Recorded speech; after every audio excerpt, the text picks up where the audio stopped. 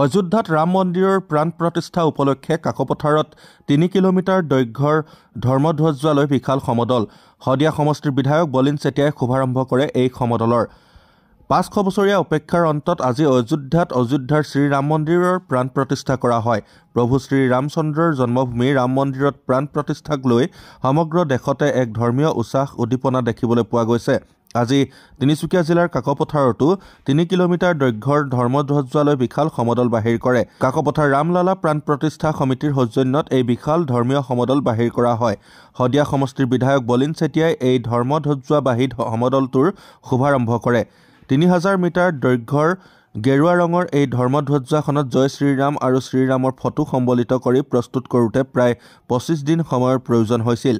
এই ধৰ্মধ্বজাখন লৈ কাকপথাৰ ৰাজহুৱা খেলপথাৰৰ পৰা চেলেংগুৰি শিৱ মন্দিৰ হৈ কাকপথাৰ ঠাকুৰবাৰীলৈকে ধৰ্মীয় সমদল বাহিৰ কৰা হয়। হাজাৰ হাজাৰ লোকে এই সমদলত অংশগ্ৰহণ কৰে। বিধায়ক বলিন চেতিয়াই সকলোকে এই পবিত্ৰ ক্ষণত অংশগ্ৰহণ কৰাৰ বাবে ধন্যবাদ জ্ঞাপন কৰে। অযোধ্যাতে ৰাম মন্দিৰ যে প্ৰাণ প্ৰতিষ্ঠা আছে আজি, তাৰ বাবে আজি কাকপথাৰত এখন বিশাল শোভাযাত্ৰা উলিওৱা হৈছে আৰু ইয়াতে এখন ৩ কিলোমিটাৰ দৈৰ্ঘ্যৰ এখন পতাকা বনোৱা হৈছে, যিখনৰ আজি শুভাৰম্ভ কৰা হ'ল।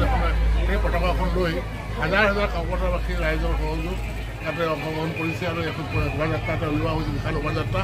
আৰু এই শোভাযাত্ৰাটো কৰাৰ পিছতে সকলো ৰাইজে ইয়াত যিটো বনোৱা হনুমান মন্দিৰ আছে তালৈ ঘূৰি আহিব।